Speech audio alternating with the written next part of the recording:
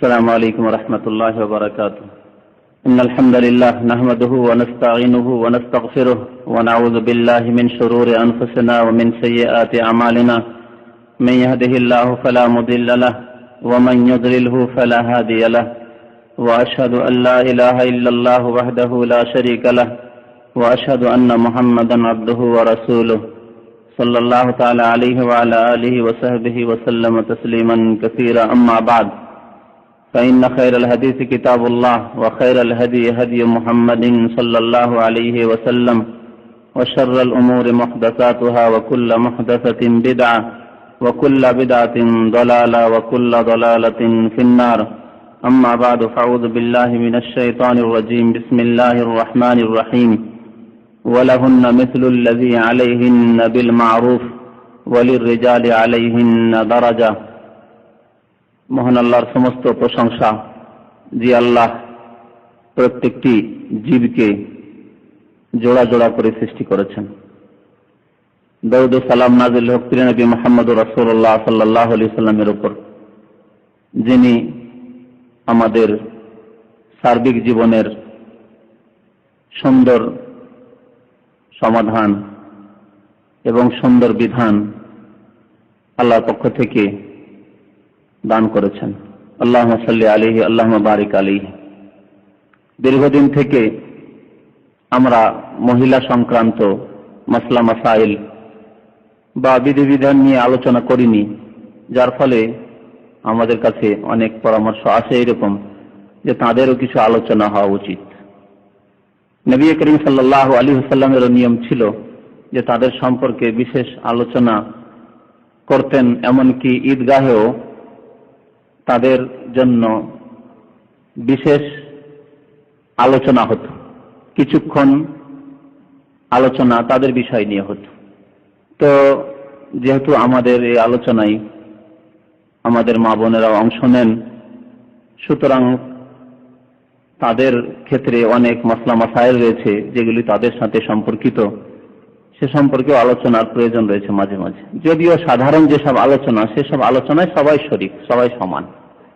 সেসব আলোচনা, সেসব দ্বীনি জ্ঞানের প্রয়োজন যেমন পুরুষদের তেমনি মহিলাদেরও।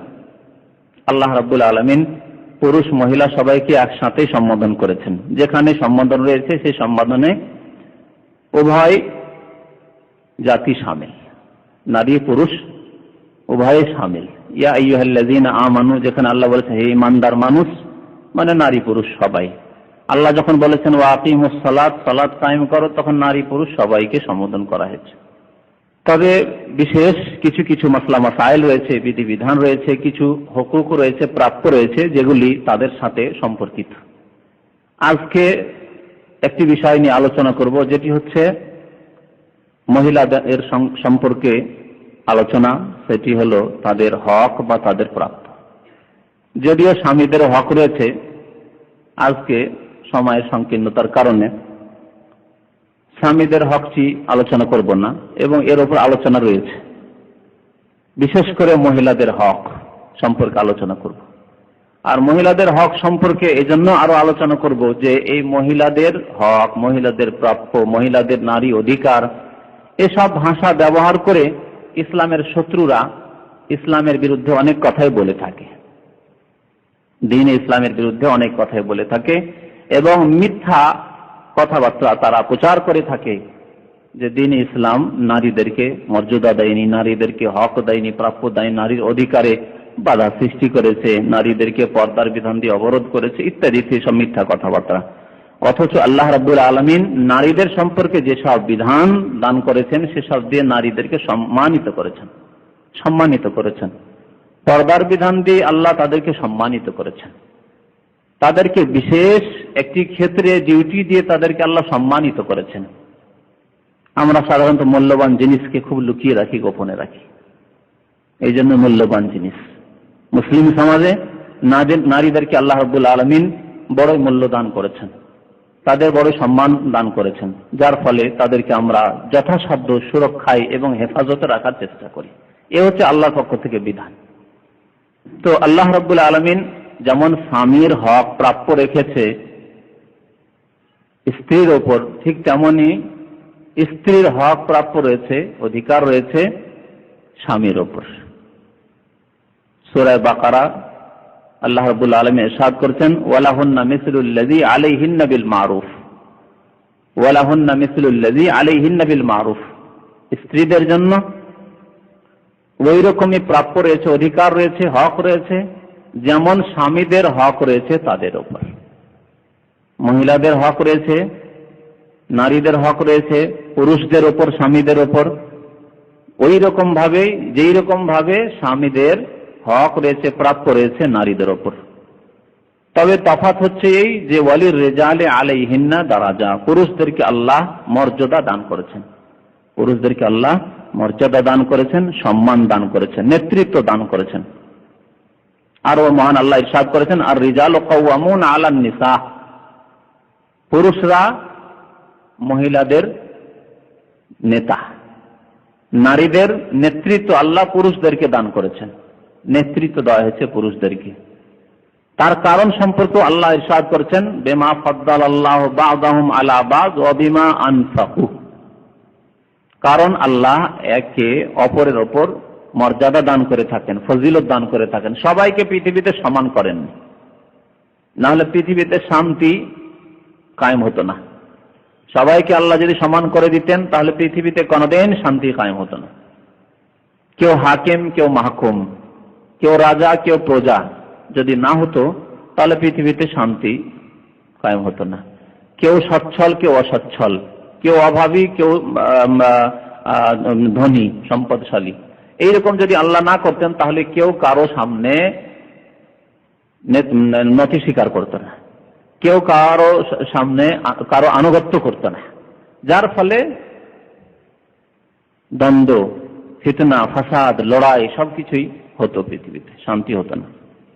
এইরকমই একটি পরিবারে দুইজন নিয়ে পরিবার আরম্ভ হয়, একটি পরিবার দুইজন নিয়ে প্রথম আরম্ভ হয়। একটি সংসার, বিবাহ যখন আপনি করলেন তখন আপনি, আপনার স্ত্রী, ছেলে মেয়ে কেউ নেই, এটি একটি পরিবার। ইসলামিক পরিবার এ হচ্ছে পরিবার। আপনার বাবা মা আছে, তার আলাদা পরিবার, সেটা সে একসাথে খান না কেন, একসাথে গোটা গ্রামকে নিয়ে যদি কর্পোরেশন করে খান, গোটা গ্রাম একসাথে পাক পাক করে খাবো, আর সবাই আমরা একটা করে ভাগ দেবো আর একসাথে পাকশা করবো, তাহলে কি একটা পরিবার হয়ে যাবে? কোনোদিনই হবে না। তো একটি পরিবার আরম্ভ হয় স্বামী স্ত্রী দিয়ে, এই দাম্পত্য জীবন। তারপরে ছেলে মেয়ের জন্মের মাধ্যমে সংসারের মেম্বার বাড়তে থাকে, বৃদ্ধি হতে থাকে। তো এদের মধ্যে একজনকে অবশ্যই আমির বানাতে হবে, নেতৃত্ব দিতে হবে, না হলে অশান্তি সৃষ্টি হবে আপনার পরিবারে। কার কথা শুনবেন? স্বামী স্ত্রী দুজনে হজ উমরায় যাচ্ছেন, কোন সফরে যাচ্ছেন, কোথাও থেকে কোথাও যাচ্ছেন বা যাবেন, প্রোগ্রাম বানাচ্ছেন, এখন নেতৃত্ব কার থাকবে? একজনকে দিতেই হবে। আপনার শ্বশুর বাড়ি, আপনি আপনার স্ত্রীকে নিয়ে যাবেন না, নেতৃত্ব একজনকে দিতে হবে। যদি স্ত্রীর হাতে নেতৃত্ব দিয়ে দেন তাহলে স্ত্রী যা বলবে তাই শুনতে হবে না, যখন ইচ্ছা চাইবে, যেমন চাইবে তেমন শুনতে হবে। এবং নারীদের আল্লাহ রাব্বুল আলামিন ওই পাকা পোক্তা জ্ঞান, বিবেক, বুদ্ধি দেননি যেই পাকা পোক্তা জ্ঞান আল্লাহ রাব্বুল আলামিন সার্বিকভাবে পুরুষকে দান করেছেন। যদিও কিছু মহিলা হতে পারে সমাজে যারা অনেক পুরুষ চাইতে জ্ঞান বেশি রাখে, তা হতে পারে। আল্লাহ কোরআনে বলেছেন মারিয়ামের কথা, লাইসা যাকারু কাল উনসা, কোন পুরুষ এই উনসার মতো হতে পারে না, মারিয়াম আলাইহিস সালামের মতো হতে পারে না, কিন্তু হচ্ছে এদের সংখ্যা কম। তাই আল্লাহ রাব্বুল আলামিন নেতৃত্ব দিয়েছেন দুজনের মধ্যে, দুজন হলে একজনকে নেতৃত্ব দিতে হবে। এমনকি দুজন মানুষ, দুজন বন্ধু, দুজন মুসলিম এক জায়গা থেকে অন্য জায়গায় সফর করছেন, তার মধ্যে একজনকে নেতৃত্ব দিতে, ইমারত দিতে হবে, নেতৃত্ব দিতে হবে। এটি হচ্ছে ইসলামের বিধান। তোমরা যদি সফরে থাকো একজনকে আমির বানিয়ে দেবে, একজনের আনুগত্য করবে। একাধিক লোক থাকলে দুজনের বেশি হলেই একজনকে আমির বানাতে হবে, তার আনুগত্য করতে হবে। যখন তিনি যেই রকম কথা বলবেন, যদি গুনার কথা না হয়, অন্যায়ের কথা না হয়, পাপের কথা না হয়, তাহলে তার আনুগত্য করতে হবে। পরামর্শ দিতে পারেন, ভালো পরামর্শ দিতে পারেন যে না এই না করে এই করলে ভালো হয়, কিন্তু আনুগত্য করতে হবে একজন আমিরের। তাই আপনার পরিবারে একজনকে আমির হইতে হবে, নেতা হইতে হবে। আল্লাহ এই নেতৃত্ব দান করেছেন পুরুষকে, যেহেতু আল্লাহ পুরুষকে সাধারণত ফজিলত দান করেছেন, বিমা ফাদ্দালাল্লাহু বা'দাহুম আলা বা'দ ওয়া বিমা আনফাকু, আর দ্বিতীয় কারণ হচ্ছে যেহেতু পুরুষই ব্যয় বহন করে, খরচ খরচা করে থাকে, এই দায়িত্ব পুরুষের উপর, যার ফলে যে ব্যক্তি খরচ খরচা করে, যে ব্যক্তির সমস্ত দায়িত্ব, তার সে নেতৃত্বের বেশি হকদার, সে নেতৃত্বের বেশি হকদার।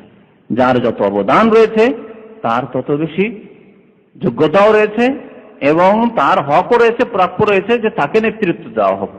তাই আল্লাহ রাব্বুল আলামিন মহিলাকে নেতৃত্ব দেননি, পুরুষকে নেতৃত্ব দান করেছেন। আর রিজালু কাওয়ামুন আলান নিসা, আর আল্লাহর অনেক হিকমত রয়েছে।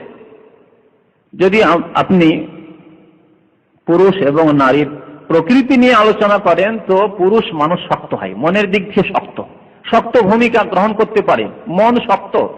কিন্তু মহিলা এর বিপরীত, মহিলাদের অন্তর অত্যন্ত নরম, সাধারণ কিছু ঘটলেই প্রভাবিত হয়ে যায়, সাধারণ কিছু হলে, সাধারণ আপদ বিপদ হলেও, সাধারণ কিছু হলেই মানে ওই সব ঝুঁকি বরদাস্ত করতে পারেন, এই যোগ্যতা তাদের মধ্যে নেই। চট করে কেউ তাকে প্রতারিত করে দিতে পারে, ধোকা দিয়ে দিতে পারে, কিন্তু একজন পুরুষকে সহজে ধোকা দেওয়া যায় না। অত্যন্ত নরম তাদের মন, তাদের প্রকৃতি। তাই এইরকম নরম প্রকৃতি, নরম মন, চট করে যদি কেউ তাকে প্রতারিত করে দিতে পারে, তাহলে তাকে নেতৃত্ব দিলে এই জাহাজ সুষ্ঠুভাবে তটে পৌঁছিবে না, নদীর অপর কিনারায় পৌঁছিবে না, অর্থাৎ সেই পরিবারে সুখ শান্তি হবে না। তাই আল্লাহ রাব্বুল আলামিন এক অপরের ওপর হক দান করেছেন। স্ত্রীর হক রয়েছে স্বামীর ওপর, স্বামীর হক রয়েছে স্ত্রীর ওপর, কিন্তু আল্লাহ মর্যাদা দান করেছেন এবং নেতৃত্ব দান করেছেন পুরুষকে। ওয়ালাহুন্না মিসলুল্লাযী আলাইহিন্না বিল মারুফ ওয়ালির রিজালি আলাইহিন্না দারাজা, সূরা বাকারা 228 নম্বর আয়াতে আল্লাহ ইরশাদ করেছেন যে হক রয়েছে এক অপরের ওপর, তবে পুরুষকে আল্লাহ দরজা দান করেছেন, অর্থাৎ মর্যাদা দান করেছেন, সম্মান দান করেছেন। এই সম্মান আল্লাহ দিয়েছেন, এর বিরুদ্ধে কেউ কথা বললে সেটি প্রকৃতি বিরুদ্ধ কথা হবে, এটি একেবারে বাস্তবের বিরোধী কথা হবে। এটি যেমন ইসলাম বিরোধী কথা, এটি সমস্ত দিন বিরোধী কথা, যত দিন আল্লাহ নাযিল করেছেন, ঠিক তেমনি বাস্তব বিরোধী কথা, যেটি অসম্ভব কথা, এবং এর পরিণতি হবে অশান্তি। পৃথিবীতে অশান্তি, পরিবারে অশান্তি। আল্লাহ রাব্বুল আলামিন এই যে হক দান করেছেন নারীর, আজকে নারীর হকই হচ্ছে বিষয়বস্তু। যেহেতু নারী আল্লাহ রাব্বুল আলামিন আল্লাহর দুনিয়ার অনেক নিয়ামতের মধ্যে একটি বিরাট নিয়ামত আপনাকে দান করেছেন, এবং আল্লাহর এটি নিদর্শন, আয়াত। আল্লাহ বলেছেন অমিন আয়াতিহি আন খালাকা লাকুম মিন আনফুসিকুম আজওয়াজা, আল্লাহর নিদর্শন হচ্ছে, এর আগে এক আলোচনায় বলেছিলাম নিদর্শন, আয়াত। এক হচ্ছে কোরআনের আয়াত, এগুলো হচ্ছে শরঈ আয়াত, আর এক হচ্ছে কওনি আয়াত। পৃথিবীতে অনেক আয়াত রয়েছে, অর্থাৎ নিদর্শন রয়েছে, যার মাধ্যমে আল্লাহকে চেনা যায়। আল্লাহ সৃষ্টি করেছেন তোমার জোড়া, তোমার সঙ্গী, মিন আনফুসিকুম, তোমার থেকেই, মানে তোমার মতোই মাটির মানুষ, তোমার মতোই মানুষ, তোমার মতোই দেখতে শুনতে, তোমার মতো দুটো চোখ রয়েছে, নাক রয়েছে, মুখ রয়েছে, কথাবার্তা তোমার মতোই বলতে পারে। মানুষের মধ্য থেকে আল্লাহ সৃষ্টি করে, জিনদের মধ্য থেকে নয়, ফেরেশতাদের মধ্য থেকে নয়, বানর হনুমানের মধ্য থেকে নয়, না হলে কোনদিনই শান্তি হতো না। আন খালাকা লাকুম মিন আনফুসিকুম আজওয়াজা, আল্লাহ তোমাদের আজওয়াজ, জোড়া সৃষ্টি করেছেন। লিতাসকুনু ইলাইহা, যাতে করে শান্তি হাসিল করতে পারো। লিতাসকুনু ইলাইহা, শান্তির জন্য আল্লাহ এই নিয়ামত দান করেছেন। ওয়া জাআলা বাইনাকুম মাওয়াদ্দাতান ওয়া রাহমা, এবং তোমাদের মাঝে আল্লাহ ভালোবাসা এবং এক অপরের উপর দয়া সৃষ্টি করে দিয়েছেন, সম্প্রীতি, মহাব্বত আল্লাহ সৃষ্টি করে দিয়েছেন, এক অপরের উপর দয়া করে। এটি হচ্ছে আসল প্রকৃতি। এর বিরুদ্ধে যদি কেউ চলে, যে নিষ্ঠুর, স্বামী হচ্ছে নিষ্ঠুর স্ত্রীর ওপর, স্ত্রী হচ্ছে নিষ্ঠুর স্বামীর সাথে সদাচরণ করেন না, এটি প্রকৃতি বিরোধী কাজ। আল্লাহ রাব্বুল আলামিন সৃষ্টি করেছেন এই মায়া, মমতা, ভালোবাসা এবং এক অপরকে দয়া করা। وجعل بينكم مودة ورحمة إن في ذلك لآيات لقوم يتفكرون, সূরা রুম 21 নম্বর আয়াত, إن في ذلك لآيات, এতে রয়েছে আল্লাহর নিদর্শন, আল্লাহকে চেনার উপায়। এই শান্তি হতো না পৃথিবীতে যদি আল্লাহ তোমার জোড়া না সৃষ্টি করতেন, জোড়া জোড়া যদি না সৃষ্টি করতেন তাহলে পুরুষেরও শান্তি হতো না, নারীরও শান্তি হতো না। ইন্না ফি যালিকা লাআয়া লিকাওমি ইয়াতাফাক্কারুন, চিন্তাশীলদের জন্য, চিন্তাশীল লোকদের জন্য এতে রয়েছে নিদর্শন। এখন হক কি রয়েছে, নারীদের হক কি রয়েছে, কে বলতে পারেন এক একটি হকের কথা? নারীদের হক, আপনার যারা বিয়ে করেছেন তারা তো হক আদায় করছেন, বলতে পারবেন আশা করি। যারা বিয়ে করেননি, দুই শ্রেণীর লোকেরা রয়েছেন, তারাও সেই হকগুলিকে ভালো করে জেনে নেবেন যে কি কি হক তাদের রয়েছে। তাহলে সেই হকগুলি সুন্দরভাবে কোরআন এবং হাদিসের আলোকে, ইসলামের আলোকে আপনি একজন মুসলিম হিসাবে আদায় করবেন। পশ্চিমাদের মতো নয় যে হ্যাঁ যতদিন ইচ্ছা লিভ টুগেদার, একসাথে থাকলাম, বিয়ে করলাম না হয় নাই করলাম, অধিকাংশ তো বিয়ে করার প্রশ্ন ওঠে না তাদের। আর যদি করিও তাহলে কি করতে হবে, দুজনে একসাথে বিয়ে করতে হবে, অংশ নিতে হবে, যে কোনো কাজে দুজনে অংশ নিতে হবে। এটা হচ্ছে পশ্চিমা মন মানসিকতা।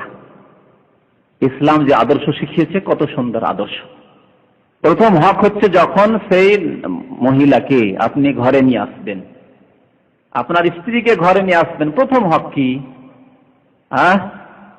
প্রথম মোহর, প্রথম মোহর, আরবিতে মাহর। বিয়ে করছেন, কবুল করছেন, তাই তো দিচ্ছেন, না হলে দিতেন কি? আগে দেবেন। কবুল হচ্ছে না তার আগেই দিয়ে দিলেন, দেবেন।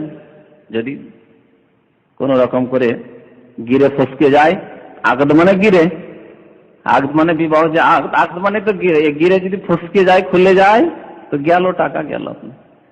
অনেকে বউ দেখতে গিয়ে কি করে আমাদের দেশে, আংটি দিয়ে আসে, দিয়েছে, যদি ফসকে গেল আংটিটাই গেল, আমার আংটি গেল।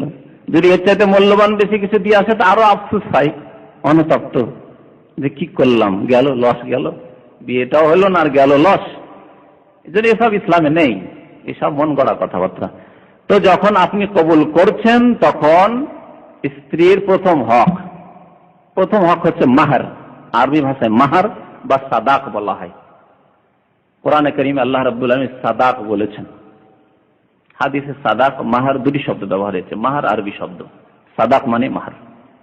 আল্লাহ রাব্বুল আলামিন সাদ করেছেন, ওয়া আতুন নিসা সাদাকাতিহিন্না নিহলা, স্ত্রীদেরকে তোমরা দাও সাদাকাতিহিন্না, তাদের মোহর, নেহলা এটি দান স্বরূপ আল্লাহর পক্ষ থেকে, নেহলাতাম মিনাল্লাহ সুবহানাহু ওয়া তাআলা, মহান আল্লাহর পক্ষ থেকে এটি হচ্ছে দান, অনুদান। আল্লাহ নির্ধারিত করে দিয়েছেন আপনাকে দিতেই হবে। স্বেচ্ছায় দিতেন না, যদি আল্লাহ নির্ধারিত না করতেন তাহলে দিতেন না। বিশেষ করে উপমহাদেশে যত সস্তা মনে করা হয় এই নারী জাতিকে, তো এই সস্তা যে দেশে সে দেশে দিত না। আর সব সমাজে মেয়েদের সংখ্যা বেশি বর্তমান জামানায়, কোন জামানায় কমে যেতে পারে বা কমে ছিল হয়তো, কিন্তু বর্তমান জামানায় মেয়েদের সংখ্যা পৃথিবীতে বেশি। তো আল্লাহ রাব্বুল আলামিন এই হক দিয়েছেন মেয়েদেরকে, ওয়া আতুন নিসা, তুমি স্ত্রীদেরকে দান করো, দাও, দান করো, সাদাকাতিহিন্না, তাদের মোহর, নেহলাতান, আল্লাহর পক্ষ থেকে এটি হচ্ছে দান স্বরূপ, নেহলাতান। এই হক কার? এই টাকা নেবে বা এই সম্পত্তি প্রপার্টি নেবে বা সোনা গয়না দানা যা কিছু দিলেন, আপনি যা সম্পদ দেন, মাহার, মাহার যে কোনো সম্পদ হতে পারে, টাকাও হতে পারে, অন্য কিছু হতে পারে, সম্পত্তি হতে পারে, বাড়ি ঘরও হতে পারে, সোনার গয়নাও হতে পারে, যে কোনো জিনিস হতে পারে। মাহার যে কোনো সম্পদ হতে পারে। এমনকি সম্পদ না হয়ে যদি আরো কিছু হয় তাও হতে পারে হাদিসের আলোকে। টাকা পয়সা সম্পদ ধন কিচ্ছু নাই, কিন্তু সেটি হচ্ছে উপকার মাত্র। এমন কিছু দিলেন যা দিয়ে স্ত্রী উপকৃত হলো, সেটি মাহার হতে পারে। সহিহ বুখারী শরীফের হাদিসে রয়েছে, বিভিন্ন হাদিসে এই হাদিস রয়েছে, কিন্তু কিছু কিছু মুকাল্লিদ ভাইরা এই কথাটি মানে না, না পয়সায় হইতে হবে, পয়সায় হইতে হবে না। বরং পয়সা যদি না হয়, কোনো ধন না হয়, সম্পদ না হয়, বরং মানফাআত, আপনি তাকে কিছু এমন কাজ করে দিলেন যাতে সে উপকৃত হলো, কোন টেকনিক্যাল কাজ শিখিয়ে দিলেন, কোরআন এবং হাদিস শিখিয়ে দিলেন, কোরআন মুখস্থ করিয়ে দিলেন। টাকা পয়সা তো নাই, টাকা পয়সা নাই।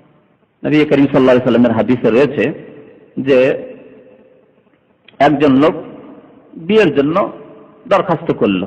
এক মহিলা এরকম ছিল যে বিয়ের জন্য প্রস্তুত ছিল, যে কোনো ভালো লোক হলে বিয়ে করবে।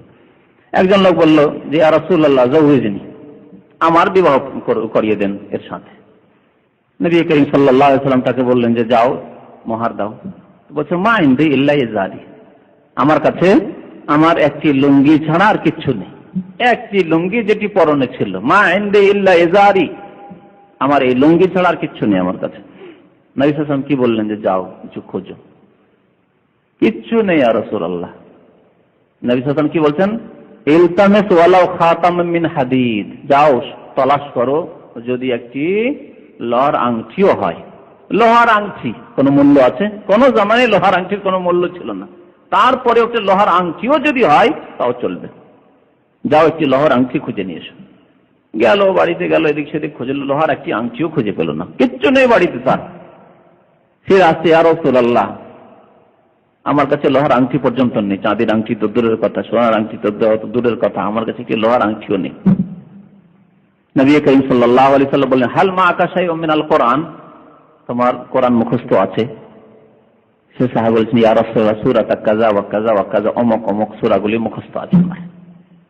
নবী করিম সাল্লাল্লাহু আলাইহি ওয়াসাল্লাম বললেন যে যাও ফাকাদ যাওয়াজতুকাহা বিমা মাআকা মিনাল কোরআন ইযহাব ফাআল্লিমহা, তোমার কাছে যে কোরআন রয়েছে, কোরআন মুখস্থ রেখেছো, এর বিনিময়ে আমি তোমার বিয়ে দিয়ে দিলাম এই মহিলার সাথে, তুমি যাও তাকে শিখিয়ে দাও, ওই কোরআনের সূরাগুলি শিখিয়ে দাও। তাহলে কোরআন শিখিয়ে দাও, তালিমে কোরআন, কোরআনের শিক্ষা দিয়ে উপকৃত করলেন সেই মহিলাকে, এ হচ্ছে মহার। কোরআনের শিক্ষা যদি মহার হতে পারে তো আর কিছু শিখিয়ে দিলে, হাদিস শিখিয়ে দিলেন, মহার হয়ে গেল। ফিকহ শিখিয়ে দিলেন, মাসলা মাসাইল শিখিয়ে দিলেন, কোনো পয়সা দিতে বললেন না, সেটাও মহার হতে পারে। এখন একটা টেকনিক্যাল কাজ শিখিয়ে দিলেন, কম্পিউটার জানছিলেন তাকে শিখিয়ে দিলেন, তাও মহার হতে পারে। রাজি, শর্ত হচ্ছে রাজি হলে হলো, সম্মতি তার এবং তার সাথে সাথে তার গার্জেন যে অভিভাবক রয়েছে ওলি, সম্মতি থাকলে হলো। ঠিক আছে আমি রাজি আছি, আমি 10 টাকাতে রাজি আছি, আমি কোরআন শিক্ষাতে রাজি আছি, আমি আমাকে কম্পিউটার শিখিয়ে দিলে আমি রাজি আছি, এবং তার বাবা রাজি আছে, গার্জেন। ওলি ছাড়া যেহেতু বিবাহ হয় না, নবী করিম সাল্লাল্লাহু আলাইহি ওয়াসাল্লাম ইরশাদ করেছেন লা নিকাহা ইল্লা বিওয়ালিয়িন, অভিভাবক ছাড়া, লিগ্যাল গার্জেন। আবার আমার দেশে করে কি, ওই কোর্টে যেসব ছেলে মেয়েরা পালিয়ে যায় বাড়ি থেকে, ওরা হয়ে গেল, তারপরে ওখানে বলি কোন একজন কাউকে ধরে নিল, শহরে কাউকে ভাড়া করে নিল টাকা পয়সা দিয়ে, অথবা ধরলো একজনকে যে তোমাকে 100-200 টাকা দেবো, তুমি আমাদের ওলি হয়ে যাও। না, এই ওলি না।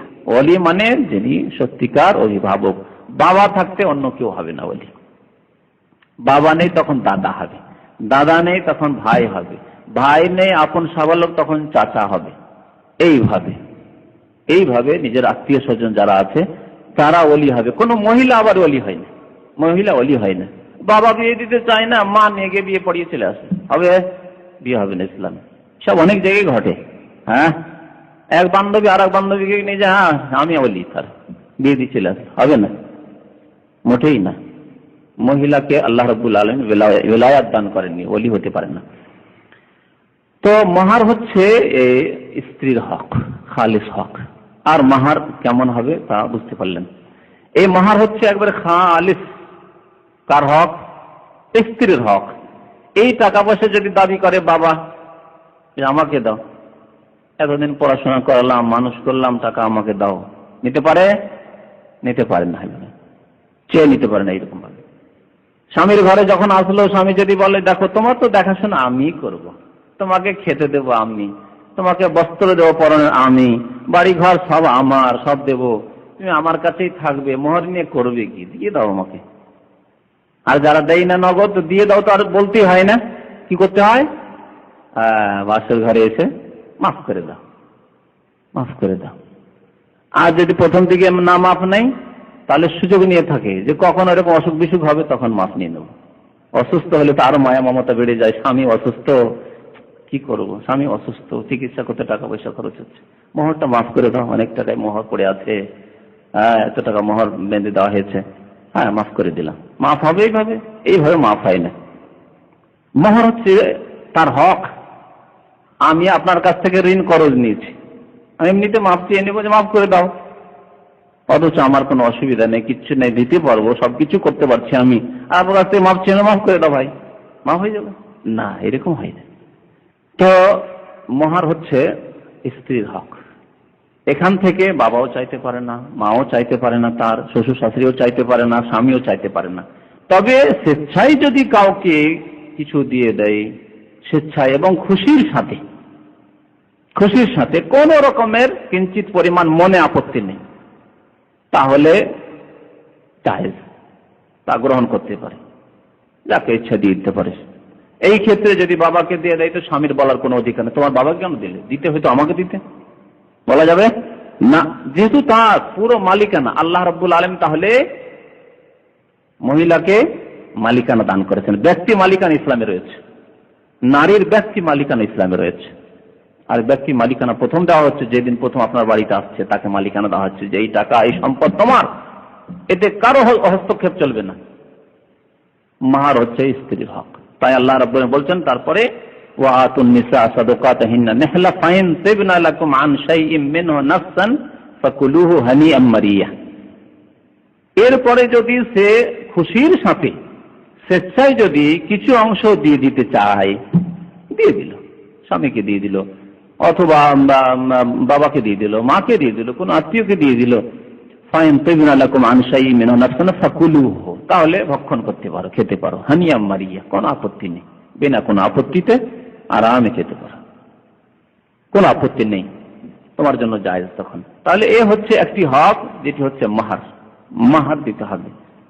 মাহার না দিয়ে যদি এর বিপরীত কেউ করে, মাহার না দিয়ে, মাহার নেই, আমাদের দেশে মাহার নেই, উপমহাদেশে যেসব দেশগুলিতে হিন্দুদের সংস্কৃতি রয়েছে ওই সব দেশে মাহার নেই।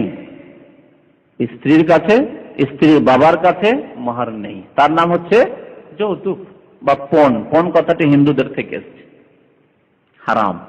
আল্লাহ দিতে বলেছেন, এরা নেবে, কত বড় জুলম। হ্যাঁ, ডবল লাভ, ডবল ফায়দা না? স্ত্রীও নিল, ওর মেয়েও নিল, আর ওর কাছে টাকা পয়সা সম্পদও নেবে, হ্যাঁ, সোনা দানাও নেবে, বাড়ি ঘর তৈরি করে নেবে। আর কিছু কিছু এলাকা আছে, মেয়ের বিয়ে দিলে, বোনের বিয়ে দিলে প্রথম বাড়ি তৈরি করে দিতে হবে। তোমার বোন এসে কোথায় থাকবে, তোমার মেয়ে থাকবে কোথায়, বাড়ি তৈরি করে দাও। এসব হিন্দুদের সভ্যতা, হিন্দুদের দিন। যারা এইসব কাজ করে, মনে রাখবেন, ওয়ামান তাশাব্বাহা বিকওমিন ফাহুয়া মিনহুম, যারা কোন জাতির সাথে সাদৃশ্যতা অবলম্বন করবে, কোন জাতির তাকলিদ করবে, অন্ধ অনুকরণ করবে, তারা তাদের অন্তর্ভুক্ত হবে, তাদের অন্তর্ভুক্ত হবে। চরম অপরাধ যে এক হারাম কাজ, এবং এমন হারাম কাজ যে হারাম কাজে কাফেরদের অনুকরণ করছে তারা, এবং জুলুম করছে। এই জুলুমের কারণে কত যে আত্মহত্যা হচ্ছে দেশে, কত যে আত্মহত্যা হচ্ছে আল্লাহ জানে। আত্মহত্যা করছে সেই নববধূ যে নতুন এসছে, আসার পরে তাকে জ্বালা যন্ত্রণা সহ্য করতে হচ্ছে। তোমার বাবা কি দিল, এত ন্যাংটা, এত অসভ্য, কিচ্ছু দিল না। শ্বশুরের কাছ থেকে শুনতে হয়, শাশুড়ির কাছ থেকে শুনতে হয়, স্বামীর কাছ থেকে শুনতে হয়, সে আত্মহত্যা করে। আর না হলে বাবা মা যে দিতে পারলো না, হাই দিতে পারলাম না, সেজন্য আমার মেয়ে গিয়ে ওখানে মার খাচ্ছে, মেয়ে গিয়ে ওখানে অপমান হচ্ছে, জীবনই রাখবো না, জীবন দিচ্ছি। এইরকম ঘটনা হিন্দুদের মধ্যেও অহরহ ঘটছে। আর যারা হিন্দুদের পথে যারা চলেছে, তাদের সেসব ভরণ আর পোষণ, নান নাফকা, নাফাকা, আরবিতে বলে নাফাকা, নাফা মানে খরচ, নাফাকা দিতে হবে। স্ত্রী বিয়ে করলেন, তাহলে খরচ দিতে হবে কাকে? এখন খাবারের খরচ দিতে হবে, পানীয় খরচ দিতে হবে, আর পরনের লেবাস, পোশাকের খরচ দিতে হবে।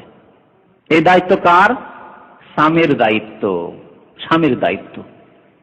কার খরচ দিতে হবে? স্ত্রীর। আর যতগুলি ছেলে মেয়ে হবে তাদের খরচ কে দেবে? ভাগ। যদি স্ত্রী চাকরি করে, মনে করেন স্ত্রী চাকরি করে, তাহলে বলা যাবে যে তুমিও চাকরি করছো, তো আমিও ইনকাম করছি, তুমিও ইনকাম করছো, তাহলে তো এ করো, অংশ নাও, তুমিও কিছু দাও, আমিও। এ হচ্ছে ইহুদি নাসারাদের সভ্যতা, এ হচ্ছে পশ্চিমা সভ্যতা। ইসলামে আল্লাহ রাব্বুল আলামিন নারীদেরকে এক পয়সা খরচ করার দায়িত্ব দেন, যতই পয়সাওয়ালা হোক না কেন, সে মহিলা যতই পয়সাওয়ালা হোক না কেন, যতই তার আয় ইনকাম হোক না কেন, আল্লাহ রাব্বুল আলামিন এক পয়সা খরচ করার দায়িত্ব না নিজের ক্ষেত্রে।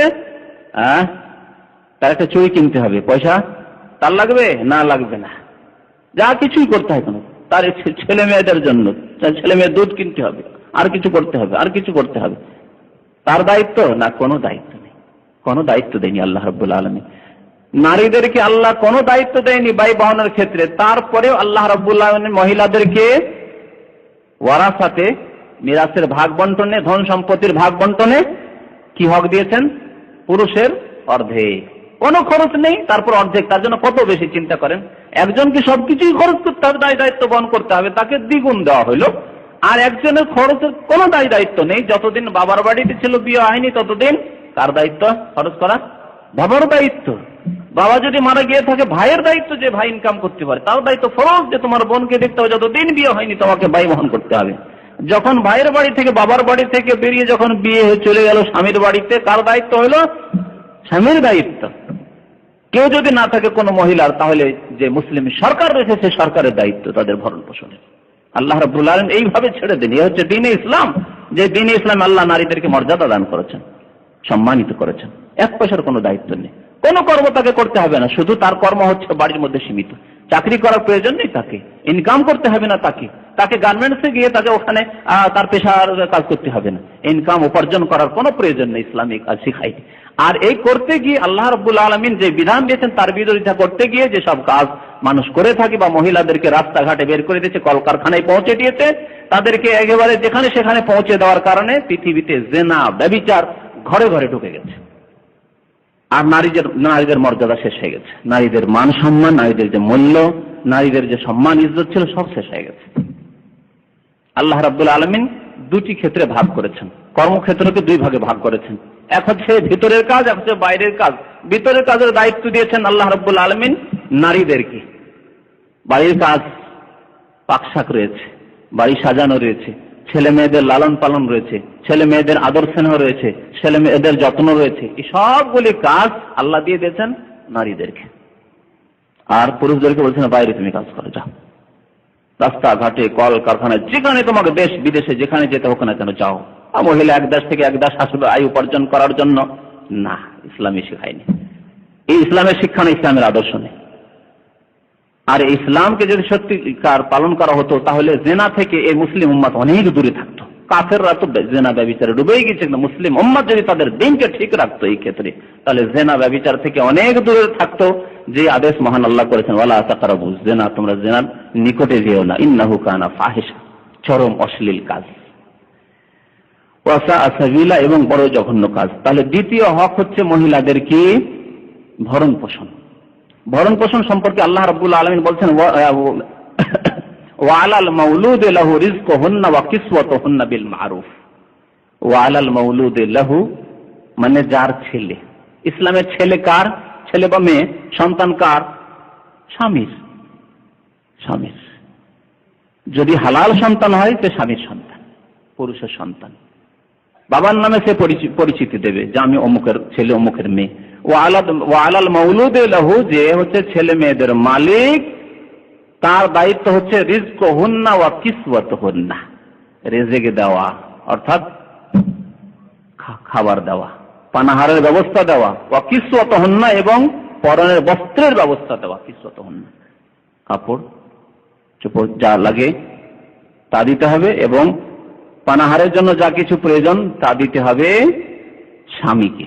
স্বামীকে উদ্দেশ্য করা হয়েছে ওয়া আলাল মাউলুদি রিজকুহুন্না ওয়া কিসওয়াতুহুন্না। কেমন দিতে হবে? বিল মারুফ, যেমন সমাজে চলছে তেমন দিতে হবে।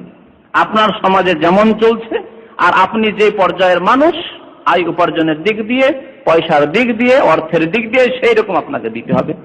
আপনি যদি এই পর্যায়ের মানুষ হন যে আপনার মতো লোকেরা আপনার গ্রামে, আপনার এলাকাতে দুটো করে কাপড় দেয়, এর বেশি দিতে পারে না। আপনার যে ইনকাম তাতে দুটো তিনটে কাপড়ে বেশি দিতে পারেন না। আর কাপড় কত দামের কাপড় আপনার মতো যারা আপনার অর্থের দিক দিয়ে যোগ্যতা রাখে, তারা কি ধরনের কাপড় সাধারণত মুসলিম পরিবারে কেমন চলছে, একে মারুফ বলা হয়, মানে সচরাচর যা সমাজে চলছে।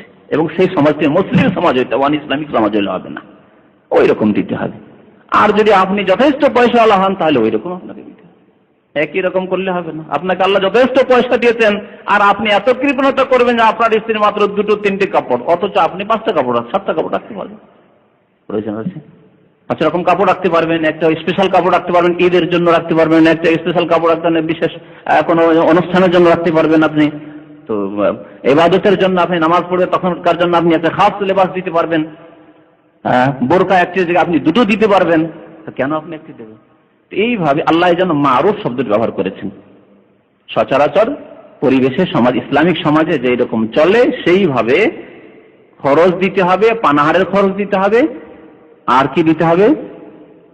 লেবাস পোশাকের খরচ দিতে হবে। খাদ্যের ক্ষেত্রে যে মারুফ বলা হয়েছে, সচরাচর এক এক দেশের খাবার এক এক রকম রয়েছে। এখন বাঙালি সমাজে মহিলাদেরকে যে খাবার দিতে হয়, আরব সমাজে একটা আরবি মহিলা হলে তাকে সেই রকম খাবার দিলে হবে না। মারুফ বিল মারুফ যেরকম সেখানে রয়েছে। হ্যাঁ, তো এদিকে খেয়াল রাখতে হবে। আপনি রয়েছেন সৌদি আরবে, সৌদি আরবে যেসব খাবার দাবার সাধারণত চলে সেসব খাবার দিতে হবে। মাঝে মাঝে এখানে জুসও হয়, মাঝে মাঝে ফল ফ্রুটও হয়, বা প্রায় ফল ফ্রুট থাকে, আপনি দিতেও পারবেন। না না, আমি বাংলাদেশে জীবনে ফল ফ্রুট খাওয়া দাওয়া হয় না, মাছ ভাত শুধু, না হয় ডাল ভাত, ডাল ভাতই দেবো সৌদি আরবে, চলবে না। বিল মারুফ যে সমাজে যেমন চলছে, আর সেটি নাজায়েজ নয়, অন ইসলামিক নয়, ইসলামিক, তাহলে সেই তরিকা মোতাবেক বা সেই ওরফ মোতাবেক আপনাকে খরচ দিতে হবে পানাহারের এবং লেবাস পোশাকের। সূরা বাকারার 233 নম্বর আয়াত। তো এই হচ্ছে আরেকটি হক। তৃতীয় হক, বাসা দিতে হবে, বাসস্থান দিতে হবে। স্ত্রীকে বাসস্থান দিতে হবে। কেউ বিয়ে করলো আর বিয়ে করার পর শ্বশুর বাড়িতে রেখে দিল, অথচ শ্বশুর বাড়ির লোকেরা পছন্দ করেন না সেটা, তাদের জন্য বা তাদের জন্য কষ্ট হচ্ছে, অসুবিধা হতে পারে, তাদের কাছে ঘর নাও থাকতে পারে। আর আপনি মাঝে মাঝে যাচ্ছেন আর মনে করছেন যে আমার ডিউটি সেরে চলে এলাম, দেখা সাক্ষাৎ করে চলে আসলাম। না, আপনি যখন বিয়ে করেছেন তো আপনার দায়িত্ব হচ্ছে স্ত্রীর বাসস্থানের ব্যবস্থা করা। সূরা তালাক আয়াত নম্বর 6 মহান আল্লাহ ইরশাদ করেছেন, আসকিনুহুন্না মিন হাইসু সাকানতুম মিন ওয়াজদিকুম, তাদেরকে বাসস্থান দান করো, স্ত্রীদেরকে বাসস্থান দান করো, মিন হাইসু সাকানতুম, যেখানে তুমি বসবাস করবে, যেই রকম জায়গায় তুমি বসবাস করো সেই রকম জায়গায় তুমি তাকে রাখো। ওয়ালা তুদাররুহুন্না, এবং তাদের ক্ষতি সাধন করিও না, তাদেরকে তং করিও না, তাদেরকে কষ্ট দিও না, যাতে করে সে বাধ্য হয়ে তোমার বাড়ি ছেড়ে পালাতে বাধ্য হয়। এমন কষ্ট হচ্ছে মানসিক দিক থেকে বা দৈহিক দিক থেকে যে সে বাধ্য হয় সে বাড়ি ছেড়ে, বলছে না তোমার বাড়ি টাড়ি চাই না, আমি মায়ের বাড়ি বাবার বাড়ি থাকবো। আমাদের পরিবেশে একসাথে থাকে তো 2-4-5 ভাই একসাথে আছে, বাবা মা আছে, আর সেই যে নতুন আসলো বউ আসলো, তাকে মনে করে কাজ হয়েছে, এখন বাড়ির কাজকর্মের জন্য আর ওই হ্যাঁ চাকরানি তো দরকার নেই, আর ওই যে আপনার শাশুড়ি আছেন ওনাকেও কাজ করতে হবে না। ইফরাত আর তাফরিত রয়েছে আমার দেশে। শহরে এরকম রয়েছে যে ওই বুড়ি মা তারপরে ওই ভাত রান্না করছে, সকাল সন্ধ্যা দুপুর 3 বার ওকেই ভাত রান্না করে। ও বুড়ি মানুষ, ছেলে মানুষ করলো, পাকশাক করে, কত মেহনত করে ছেলে মানুষ করে বিয়ে দিয়ে নিয়ে আসলো, তারপর ওই বুড়িকে পাক করে খাওয়াতে হচ্ছে, বউকে ঘরে পৌঁছে আসতে হচ্ছে, ছেলেকে পৌঁছে আসতে হচ্ছে, তার স্বামী তো আছে, আর সে তো আছেই। এটা হচ্ছে শহরের পরিবেশ, অন ইসলামিক পরিবেশ। আমাদের দেশের কথা বলছি, সত্য না? সত্য। আমাদের কাছে বেশ কিছু এরকম খবর আছে যে অমুক অমুক বাড়িতে এরকম হয়, বা এইরকম কিছু বেশ বাড়ি রয়েছে যারা নিজেকে মডার্ন মনে করা হচ্ছে, মডার্ন মুসলিম, আর তাদের বাড়িতে বিয়ে করে নিয়ে আসলেন না, ওই বউ কিচ্ছু করবে না, হাত খান শুধু ধুয়ে আসবে, আর তার ঘরে খাবার আসতে হবে, সে কিচেনেও যাবে না, রান্নাঘরেও খাবার নিতে যাবে না, তার শাশুড়ি মাকে পাকিয়ে দিতে হবে। এটা শহরের অন ইসলামিক পরিবেশ, অন ইসলামিক পরিবার। আর গ্রাম অঞ্চলের অন ইসলামিক পরিবার হচ্ছে যে একটি বউ এসছে, খাদেমা চলে এসছে, 5টি আমার ছেলে আছে, অসুবিধা নেই, 5টি ছেলের ঘরে ঘরে খাবার পৌঁছে, সব সাবালক 30 বছর 35 বছর 40 বছর বয়সের ছেলে বিয়ে দিচ্ছে না, কারণ পায়ে দাঁড়াতে পারেনি, একটি পয়েন্ট। আরেকটি হাদিস ছিল তখন বলার আমার ইচ্ছা ছিল, এখন বলছি ওই হাদিস থেকে। পায়ে দাঁড়াতে পারেনি, কখন পায়ে দাঁড়াবে? ও দাঁড়াবে না পায়ে, দাঁড়াবে না পায়েও, কথা বুঝতে পারছেন? নবী করিম সাল্লাল্লাহু আলাইহি সাল্লামের কাছে ওই যে সাহাবী এসেছিলেন বিয়ের জন্য, যে ইয়া রাসূলুল্লাহ আমার বিয়ে দিয়ে দেন, তার কাছে একটি লুঙ্গি পরনে, একটি লুঙ্গি, দুটিও লুঙ্গি নেই, যে লুঙ্গি করে গোসল করলে যে আরেকটি লুঙ্গির তাও নেই, একটি লুঙ্গি। নবী সাল্লাল্লাহু আলাইহি সাল্লাম কি বলেন, একটি আংটি খুঁজে বাড়িতে পাও কিনা? আংটিও নেই, কি লোহার আংটি পর্যন্ত নেই। ওই লোক পায়ে দাঁড়িয়েছিল না দাঁড়ায়নি? পায়ে না দাঁড়ালে বিয়ে কেমন করে করলো? পায়ে না দাঁড়িয়ে শুয়ে শুয়ে বিয়ে করলো? পায়ে দাঁড়াতে পারছে না, কাজকর্ম করতে পারবে না, তো খাওয়াবে করতে গেছে। জি হ্যাঁ, পায়ে দাঁড়ার অর্থ এই নয় যে অনৈসলামিক অর্থ আজকাল সমাজে রয়েছে। 40 বছর বয়স হয়েছে, এখন ছেলে পায়ে দাঁড়াতে পারেনি, বিয়ে দিব কি করে, পায়ে দাঁড়াতে পারেনি। না, পায়ে দাঁড়াতে হবে। আপনি শিক্ষিত হয়েছেন, চাকরি পাচ্ছেন না, আপনি কাজকর্ম করেন। চাকরি পাচ্ছেন না, আপনি প্রাইভেট কোন সেক্টরে চাকরি করেন, প্রাইভেট সেক্টরে চাকরি পাচ্ছেন না, আপনি ব্যবসা করেন, ব্যবসা করতে পারছেন না, জন্মজোরে বেরিয়ে যান রাস্তায়, আল্লাহ রেজেক দেবেন কোথাও। ব্যবসা করতে পারেন, ভালো কথা, স্বাধীনভাবে ব্যবসা করেন, না হলে জন্মজোরে বেরিয়ে যান। আর দৈনিক আপনি আমদানি করে নিয়ে আসবেন, ইনকাম করবেন, আর আপনি নিজে খাবেন, আপনার স্ত্রীকে খাওয়াবেন। পায়ে দাঁড়িয়ে গেছেন, সুস্থ মানুষ মানে পায়ে দাঁড়িয়ে রয়েছেন।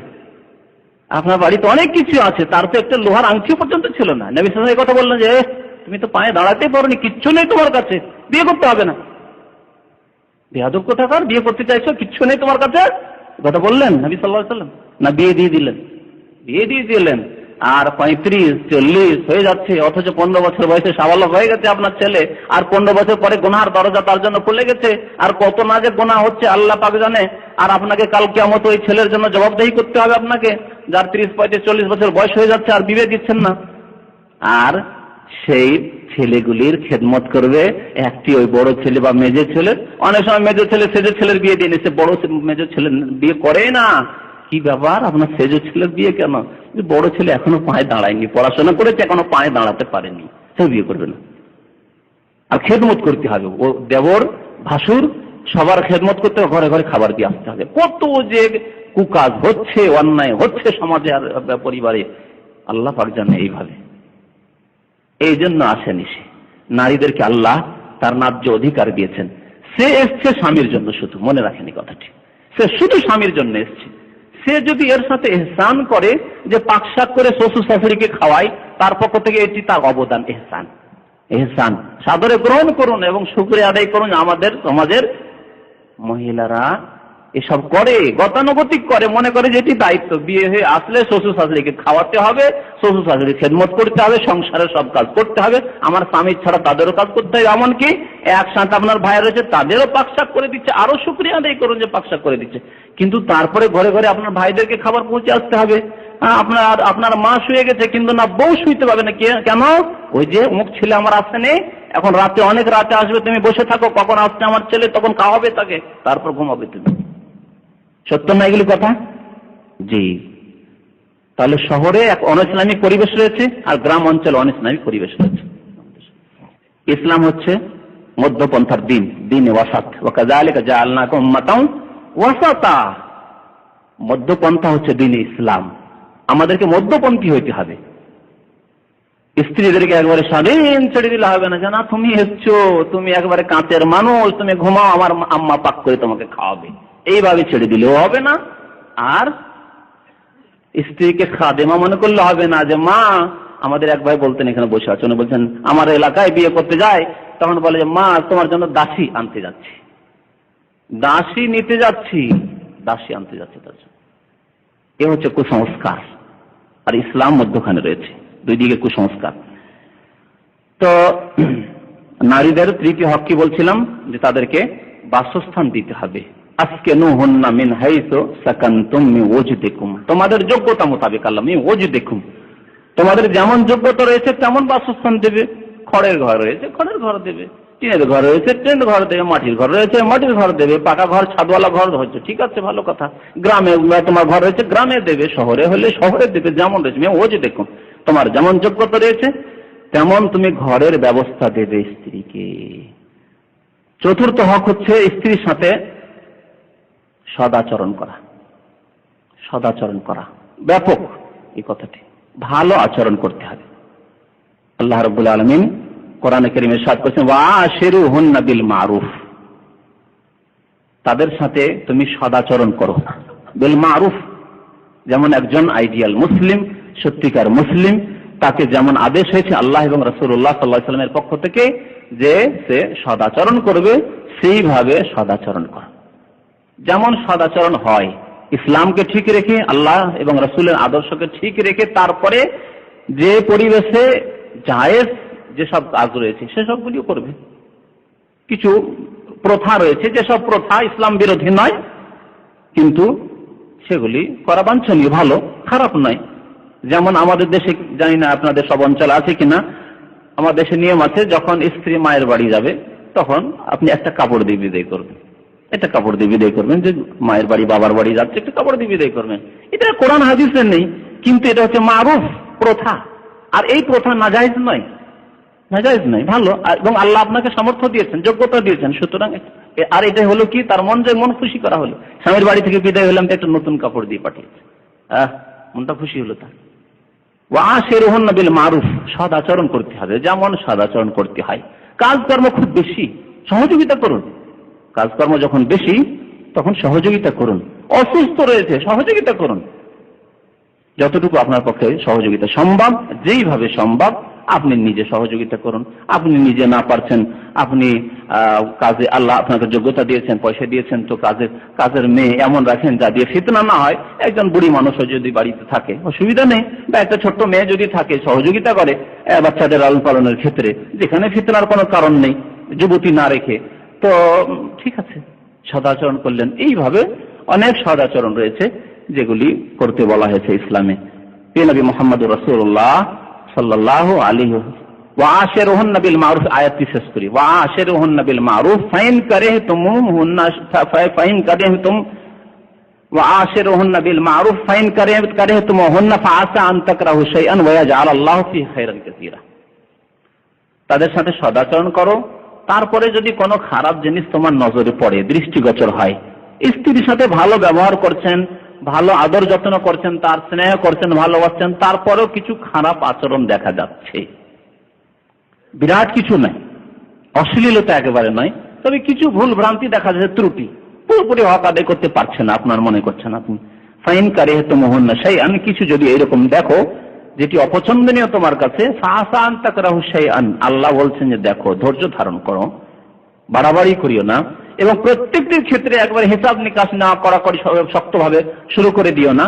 হতে পারে যে একটি জিনিসকে তুমি খারাপ ভাবছো, ওয়াজআলাল্লাহু ফীহি খায়রান কাসীরা, সেই স্ত্রীতে আল্লাহ অনেক কল্যাণ তোমার জন্য রেখেছেন, অনেক কল্যাণ রয়েছে। একটি দিক হয়তো ত্রুটি, হয়তো অলস কাজ করেনি, কিন্তু চরিত্র খুব সুন্দর। হয়তো আরেক দিকে ত্রুটি আছে, কিন্তু অনেক দিক তার দেখা যাচ্ছে না, খুব সুন্দর। সুতরাং একটা ছোটখাটো জিনিস নিয়ে বা একটা দুটো তিনটে জিনিস নিয়ে একেবারে জীবনটাকে অশান্তিতে পরিণত করলে হবে না, বা লড়াই ঝগড়ায় মেতে গেলে হবে না, অথবা কষ্ট দিলে হবে না, বরং আল্লাহ রাব্বুল আলামিন বলছেন যে হতে পারে যে একটি জিনিসকে তুমি অপছন্দনীয় মনে করছো, ওয়াজআলাল্লাহু ফীহি খায়রান কাসীরা, হতে পারে তোমার এই দাম্পত্য জীবনে অনেক কল্যাণ আল্লাহ রেখেছেন।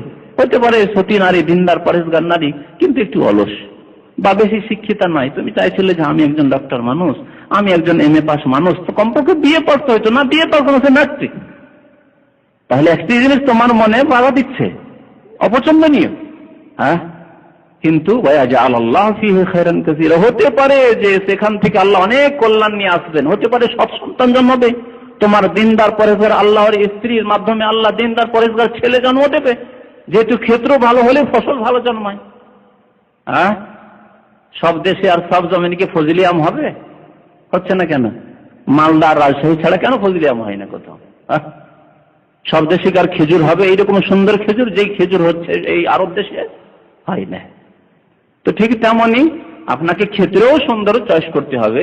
হতে পারে যে আল্লাহ রাব্বুল আলামিন অনেক কল্যাণ রেখেছেন যা তুমি জানো না, সুতরাং ধৈর্য ধারণ করো।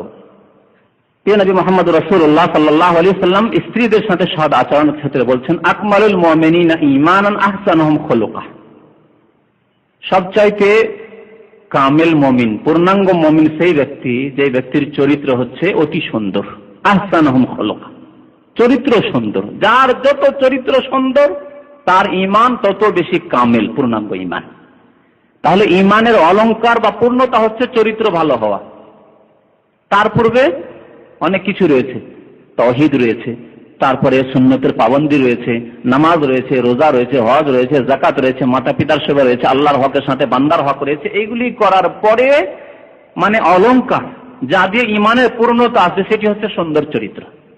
সুন্দর চরিত্র, মানুষের সাথে আপনার ভালো সম্পর্ক। কোন মানুষ আপনার সম্পর্কে মন্তব্য করার সুযোগ পায় না যে না লোকটি কর্কশ ভাষী, লোকটি কথাবার্তা বলতে জানে না, লোকটি মানে একেবারে মানে উশৃঙ্খল, লোকটি মানে উগ্র মেজাজি, লোকটি এইরকম আর সেই রকম না। বরং আপনারা সবাই প্রশংসা করে যেন অমায়িক ব্যবহারের মানুষ, সুন্দর ব্যবহারের মানুষ। আকমালুল মুমিনিনা ঈমানান আহসানুহুম খুলুকা। তার সাথে আরো কি বলছেন নবী করিম সাল্লাল্লাহু আলাইহি ওয়াসাল্লাম, ওয়া আলতাফুহুম বিআহলিহি, যে ব্যক্তি স্ত্রীর সাথে নম্র ব্যবহারকারী। স্ত্রীর সাথে নম্র ব্যবহার করা তাহলে ঈমানের হচ্ছে পূর্ণাঙ্গতা। ঈমান কখন সুন্দরভাবে অলংকৃত হলো, পূর্ণাঙ্গ হলো, যখন আপনি স্ত্রীর সাথে নম্র ব্যবহার করলেন। এই কথাটিও একটি হাদিস রয়েছে, ওয়া আলতাফুহুম বিআহলিহি। আরো নবী করিম সাল্লাল্লাহু আলাইহি ওয়াসাল্লাম সেই হাদিসে ইরশাদ করেছেন, ওয়া খিয়ারুকুম লিনিসাইহিম, তোমাদের মধ্যে উত্তম ব্যক্তি সেই ব্যক্তি যে ব্যক্তি স্ত্রীর কাছে উত্তম। তার স্ত্রীর কাছে যে ব্যক্তি উত্তম, তার স্ত্রী সুন্দর সার্টিফিকেট দেয়, সে হচ্ছে উত্তম। স্ত্রী আপনার সামনে সুন্দরী সার্টিফিকেট দেবে, আপনার সামনে তো বলবে যে আপনার চাইতে ভালো মানুষ আর পাবো কোথায়, ঠিক কিনা? কিন্তু যদি ওই স্ত্রী বান্ধবীদের কাছে গিয়ে বলে আর বলো না, শান্তি নেই, এই স্বামীর ঘরে গিয়ে কোনো শান্তি পায় না, সার্টিফিকেট হলো ফেল, একেবারে ফেল। আর স্ত্রীর কাছে যদি ফেল করে দেন তাহলে ইমানের ক্ষেত্রে ফেল, তাহলে ইমানের পূর্ণাঙ্গতা হচ্ছে। আর উত্তম যদি হতে চান, ভালো হতে চান, তাহলে স্ত্রীর কাছে প্রথম সার্টিফিকেট নিতে হবে। স্ত্রীর কাছে সার্টিফিকেট নিতে হবে ইসলামের আলোকে গিয়ে, এইভাবে না যে দেখো তুমি কাজকর্ম করবে না, আমার মাকে পাক করতে দাও, এইভাবে। সব কথা আপনি স্ত্রী শুনছেন, মায়ের কোনো কথাই শুনছেন না। এইরকম দ্বন্দ্ব আমাদের পরিবারে হয়ে থাকে, আমাদের দেশের সমাজে এইসব হয়ে থাকে। মা বলছে একরকম কথা, তোমার স্ত্রী ভালো না, তোমার স্ত্রী এই দোষ, তোমার স্ত্রী আমার কথাবার্তা মানে না, যখন ইচ্ছা তখন মায়ের বাড়ি বাবার বাড়ি চলে যায়। স্ত্রী বলছে কি করব, তোমার মা তো বাড়িকে জাহান্নাম বানিয়ে দিয়েছে। এখন আপনার ভূমিকা কিরকম হওয়া উচিত? সমন্বয় করতে হবে, মাকেও বুঝাতে হবে, দেখো মা, তোমরা মুরব্বী মানুষ, এরা হচ্ছে যুবতী মানুষ, বয়স কম, এখন বোঝার জন্য সময় লাগবে। এইভাবে ওকে ঠান্ডা করুন। আর স্ত্রীকে গিয়ে একটু ধমক দেন, বেয়াদব কোথাকার, তুমি মায়ের সাথে এরকম বেয়াদবি করো কেন, এইভাবে তাকেও ধমক দিন। তারপরে দুটো সমন্বয়ে আপনি জীবনযাপনের চেষ্টা করেন, তাহলে শান্তি পাবেন, আল্লাহ রাজি হবে, আল্লাহ সন্তুষ্ট হবে যে আপনার নিয়ত ভালো, আপনি মাকেও খুশি করতে চান আর আপনার স্ত্রীর ন্যায্য হক আদায় করতে, যাতে আপনার স্ত্রীর জুলুম না হয়ে যায়। সব কথাই মায়ের শুনলেন আর জুলুম করেই যাচ্ছেন স্ত্রীর উপরে, তাও চলবে না। আর সব কথাই স্ত্রী শুনলেন, মা তুমি জানো না বইয়ের সাথে কেমন ব্যবহার করতে হয়, তা তুমি জানো না, এসব কিচ্ছু শেখনি তুমি, দিলেন মাকে কষ্ট না। সমন্বয় করতে হবে, দুই দিককে নিয়ে আপনাকে চলতে হবে, মধ্যখানে আপনি রয়েছেন। নবী করিম সাল্লাল্লাহু আলাইহি ওয়াসাল্লাম কি বললেন? ওয়া খিয়ারুকুম লিনিসাইহিম, তোমাদের মধ্যে ভালো সেই ব্যক্তি যে নিজের স্ত্রীর কাছে ভালো। নবী করিম সাল্লাল্লাহু আলাইহি ওয়াসাল্লাম আরেকটি হাদিস বলেছেন, খায়রুকুম লিআহলিহি ওয়া আনা খায়রুকুম লিআহলি, উত্তম ব্যক্তি তোমাদের মধ্যে ওই ব্যক্তি যে ব্যক্তি নিজের স্ত্রীর কাছে উত্তম, আর আমি আমার স্ত্রীর কাছে সবচেয়ে উত্তম ব্যক্তি। ওয়া আনা খায়রুকুম লিআহলি, আমার পরিবারে আমার স্ত্রীদের কাছে আমি সর্বোত্তম মানুষ। সুতরাং স্ত্রীর কাছে সার্টিফিকেট নিতে হবে, কিন্তু দিনদার পরেশগার স্ত্রীর কাছে। এমন বেহায়া বেপরদা যদি স্ত্রী হয়, দুষ্ট স্ত্রী হয়, তার একজন পরেশগার মানুষকে তো ভালো মনে করবে না, তার সার্টিফিকেট নাই, গ্রহণযোগ্য নাই। ফাসেকার সার্টিফিকেট ইসলামে নেই, ফাসেকার সার্টিফিকেট নেওয়া যাবে, শাহাদাও নেওয়া যাবে না। এই জন্য কোর্টে যদি কোনো ফাসেক, বেনামাজি এবং বদচরিত্রের মানুষ যে কাবিরা গুনাহ করছে সে সাক্ষী দিতে যায়, ইসলামের কাছে গ্রহণযোগ্য নয়। তাহলে কার সাক্ষী নিতে হবে? যে ব্যক্তি দিনদার, পরেশগার, কাবিরা গুনাহ থেকে বেঁচে থাকে, সেই মুসলিমের বা মুসলিমার সার্টিফিকেট চলবে। তাহলে কয়টি হক বললাম? 4টি হক। সংক্ষেপে বলি, সময় শেষ হয়ে যাচ্ছে। আজকে 1 ঘন্টার মধ্যে সারা ওয়াদা করেছি, নিয়ত করেছি। আর আরেকটি হক হচ্ছে যে স্ত্রী, বিয়ে করার উদ্দেশ্য কি আপনার? বিয়ের উদ্দেশ্য হচ্ছে গুনাহ থেকে বেঁচে থাকা, পাপ মুক্ত জীবনযাপন করা, যৌনাঙ্গের হেফাজত করা। একজনের না দুইজনের? উভয়ের। আপনার যেমন উদ্দেশ্য হচ্ছে আমি গুনাহ থেকে, পাপ থেকে বেঁচে থাকবো, তেমন উদ্দেশ্য হচ্ছে স্ত্রীরও যে সেও গুনাহ থেকে বেঁচে থাকবে, এই জন্য বিয়ে। এটি হচ্ছে একটি উদ্দেশ্য বিয়ে করার। আর একটি উদ্দেশ্য হচ্ছে যে বংশবৃদ্ধি, ছেলে সন্তান নিতে হবে, সন্তান সন্ততি নিতে হবে, এবং এই ইনসানি জেনারেশন বাড়াতে হবে। এটি হচ্ছে দ্বিতীয় উদ্দেশ্য। তাহলে এই উদ্দেশ্য আদায় করতে হলে আপনাকে কি কি হক আদায় করতে হবে? স্ত্রীর সাথে সহবাস করতে হবে, স্ত্রীর কাছে থাকতে হবে, স্ত্রীর সাথে সহবাস করতে হবে। চলে এসছেন চাকরিতে, আর 5 বছর চলেই যাচ্ছে, চলবে না। তাহলে কতদিন চলবে ইসলামের আলোকে? 4 মাস চলবে, বিনা অনুমতিতে 4 মাস চলবে। শুধু 4 মাস চলবে কেন বলছেন? তাহলে তো সবকে চলে যেতে হবে আপনাদের। বিনা অনুমতিতে 4 মাস চলবে। 4 মাসের জন্য কোথাও যাবেন, স্ত্রীর অনুমতির প্রয়োজন নেই। সে বাধা দিলেও যাবেন, তোমার ইচ্ছা হলে থাকো, না হলে মা আসসালাম। কিন্তু 4 মাসের বেশি যদি কোথাও থাকতে হয় তাহলে হ্যাঁ, তবে যদি ফরজ কাজ হয়, ফরজ কাজের জন্য 4 মাসের বেশিও যদি থাকতে হয় তখন আর অনুমতির প্রয়োজন নেই। হজে আসতে হচ্ছে, আর হজে আজকাল 1 মাসে, যদি এমনও জামানা ছিল যে হজে আসলে পানি জাহাজ আসলে আসা যাওয়া সব দিয়ে 6 মাস লাগতো, সে যদি স্ত্রী বলে যে না না না না এসব হজ করা চলবে না, যেখানে 6 মাস 4 মাসের বেশি তুমি থাকতে পারো, তাহলে হজই করতে পারবেন না। হ্যাঁ, কি করবেন তাহলে? তখন আর এই অনুমতির প্রয়োজন নেই। তুমি অনুমতি দেওয়ার না দাও, আল্লাহ ফরজ করে দিয়েছেন, হজ করতে হবে। জিহাদ ফি সাবিলিল্লাহ, দেশের ওপর কাফেরদের আক্রমণ হয়ে গেছে, আল্লাহ রাস্তায় জিহাদ করতে হবে, ফরজে আইন হয়ে গেছে, এখন ফরজে কিফায়া নাই। দেশের ওপর চারিদিক থেকে আক্রমণ হয়ে গেছে কাফেরের। স্ত্রী বলছেন না, যেতে হবে না, আর গেলেও 4 মাসের বেশি না, আর 4 মাস থেকে কাজ হচ্ছে না, দেশের হেফাজত হচ্ছে না, মুসলিমদের ইজ্জতের হেফাজত হচ্ছে না, তাহলে কি করতে হবে? তখন আর অনুমতির প্রয়োজন নেই এগুলি ক্ষেত্রে। কিন্তু এই যে রিজিক হাসিল করা, রিজিক সন্ধান করা, কর্মক্ষেত্রে এসছেন, এই ক্ষেত্রে অনুমতি নিতে হবে না হবে না? যদি 1 বছর থাকতে হয়, 1.5 বছর থাকতে হয়, 2 বছর থাকতে হয়, তাহলে অনুমতি নিতে হবে। বেশি থাকতে হয় সময় 4 মাসের, তাহলে অনুমতি নিতে হবে। যদি অনুমতি দেয় যে ঠিক আছে আমি অনুমতি দিচ্ছি, শর্ত হচ্ছে যে গুনাহ থেকে তাকে বেঁচে থাকতে হবে, এই ওয়াদা করবে সে। আর যদি সে বলে ঠিক আছে তুমি যাচ্ছ যাও, কিন্তু আমি গুনাহ থেকে বেঁচে থাকতে পারবো না, তাহলে কি করতে হবে? আপনার সামনে 2টো পথ। একটি হচ্ছে আপনাকে ঘরে ফিরে যেতে হবে, নিজেকে যেমন গুনাহ থেকে বাঁচাতে হবে, তাকে গুনাহ থেকে বাঁচা ফরজ। তার সাথে সহবাস করা, তার কাছে থাকা আপনার সেই স্ত্রীর হক আপনার উপর, সুতরাং আপনাকে ফিরে যেতে হবে। একটি পথ। এই পথ যদি অবলম্বন না করতে পারেন তাহলে তালাক দিতে হবে। যদি তালাক না দেয়, কোন স্বামী বলছে আমি তালাক দেবো না, আর আমি 2 বছর 3 বছর থাকবো, আর স্ত্রী বলছে না হবে না, আমার দ্বারা গুনাহ হবে, সুতরাং আমি এই গুনাহ থেকে বাঁচতে হবে, সুতরাং তোমাকে এখানে থাকতে হবে, বিদেশে থাকা চলবে না, আমার পয়সার প্রয়োজন নেই, এখানেই থাকো, ডাল ভাত খাবো, এখানেই থাকো। তখন কি হবে? আর আপনি যেতে চান না, আপনি পয়সার চিন্তা করছেন। হ্যাঁ, তখন সে ইসলামী কাজীর আশ্রয় নেবে, কাজীর কাছে সে দরখাস্ত করবে যে আমার সমস্যা হচ্ছে, তখন কাজী বিবাহ বিচ্ছেদের ঘোষণা করে দেবে, ফাসখে নিকাহ করে দেবে। এ হচ্ছে ক নম্বর হক বললাম? 5ম হক। 6 নম্বর হক দিয়ে শেষ করছি সংক্ষেপে। সেটি হচ্ছে যে আল্লাহ রাব্বুল আলামিন একটি ক্ষেত্র তৈরি করেছেন স্ত্রীদের, সেই ক্ষেত্রে যৌন সম্পর্ক কায়েম করতে বলেছেন, অর্থাৎ সহবাস করতে বলেছেন। সেটি হচ্ছে স্ত্রীর অগ্রভাগ, যেটি হচ্ছে ক্ষেত্র, যেই ক্ষেত্রে বীজ বপন হলে, যেমন জমিতে বীজ বপন করলে, গমের বীজ বপন করলে গম আসবে, গমের ফসল হবে, সেখানে বীজ বপন করলে কি হবে? সন্তান সন্ততি জন্মাবে। পক্ষান্তরে কেউ যদি পৃষ্ঠদেশ ব্যবহার করে, পাখানা রাস্তা ব্যবহার করে, তাহলে কোনোদিন ছেলে জন্মাবে?